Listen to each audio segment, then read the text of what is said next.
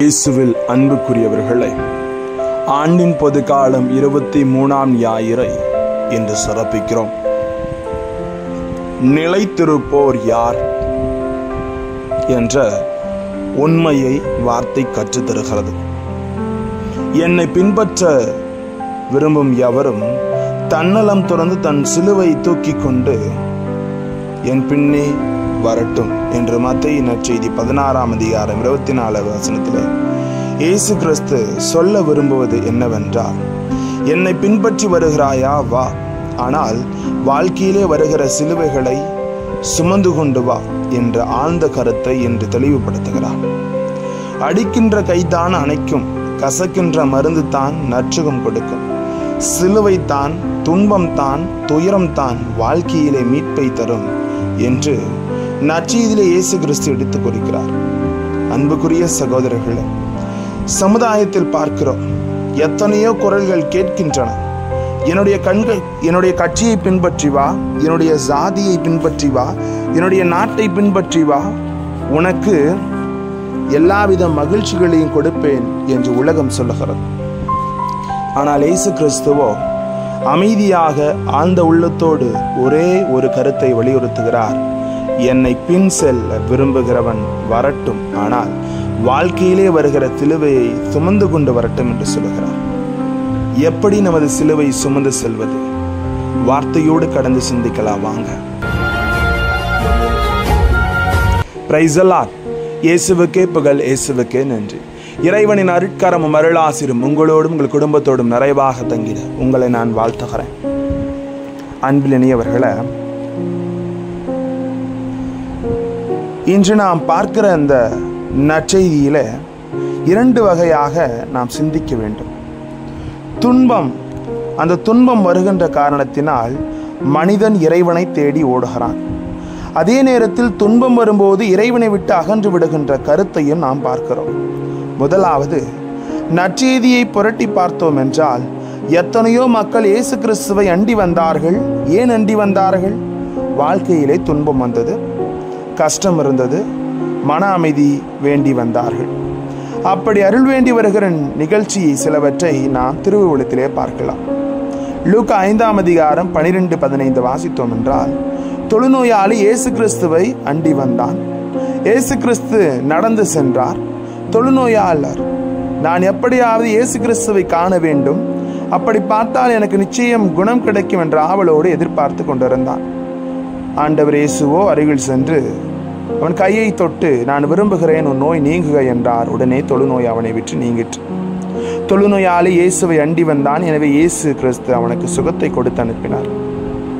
மேலும் மத்தேயு 9ஆம் அதிகாரம் 21-22 பார்த்தோம் என்றார், 12 ஆண்டுகளாய் வியாதியாயிருந்த பெண்மணி அவளுக்கு யாராலும் குணம் கொடுக்க முடியவில்லை. அவள் இயேசு கிறிஸ்துவை அண்டி வந்தாள். இயேசுவின் ஆடையின் விளிம்பை தொட்டாள். எனக்கு குணம் கிடைக்கும் என்று சிந்தித்தவளாய் அவரிடம் வருகிறாள்.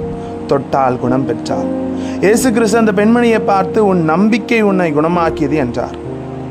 2வது நிகழ்வை பார்க்கிறோம். 1 ஆண்டு அல்ல, 2 ஆண்டுகள் அல்ல, 12 ஆண்டுகள் காத்திருந்தாள் இயேசுவின் வருகைக்காக. ஆகவே இந்த துன்பத்தின் காரணமாக இயேசுவை அண்டி வருவதை நாம் பார்க்க முடியும். மேலும் பர்தீமி என்ற குருடன் மார்க்கு 10ஆம் அதிகாரம் 46 வாசிக்கலாம். வழியோரமாக உட்கார்ந்து கொண்டிருந்தான். இயேசு வந்தார். அப்போது, இயேசுவே, தாவீதின் மகனே, என் மேல் இறங்கும் என்று உரக்க கத்தினான். இயேசு கிறிஸ்துவை தேடி வந்தான்.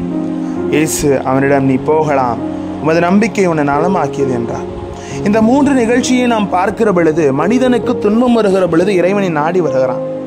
கவலைப்படும் போது, கண்ணீர் வடிக்கும் போது தான் இறைவனை நாடி செல்வான். வாழ்க்கையிலே ஏதாவது தேவை இருக்கும் போது ஓடி வருவான். மனதிலே கஷ்டமா ஓடி வருவான். ஏனென்றால் இறைவன் ஒருவரால் தான் எல்லாவற்றையும் கொடுக்க முடியும் என்ற நம்பிக்கை தான்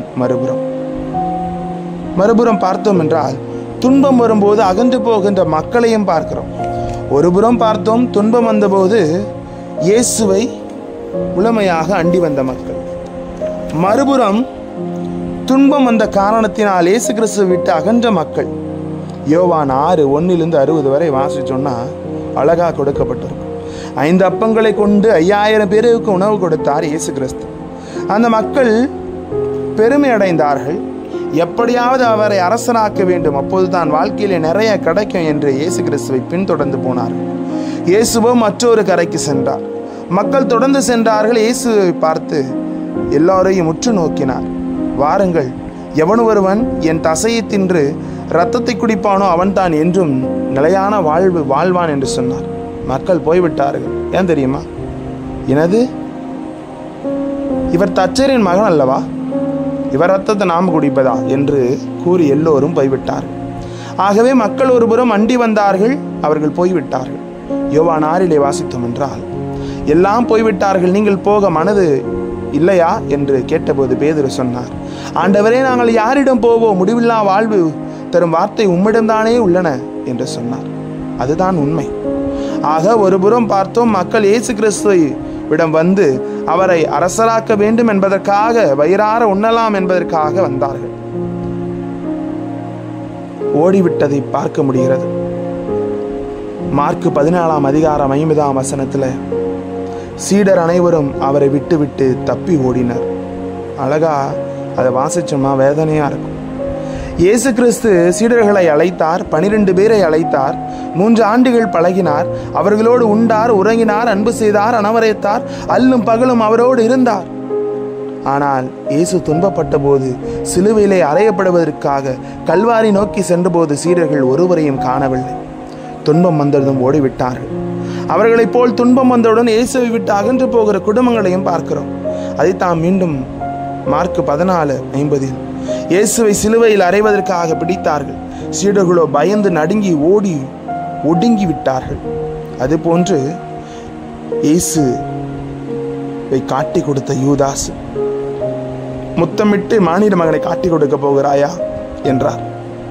அவனது மனதில் பணத்தின் மீது இருந்த பற்று, அதிகாரத்தின் மீது இருந்த ஆவல், அதனால் அவனுக்கு இயேசு பெருசாக தெரியவில்லை.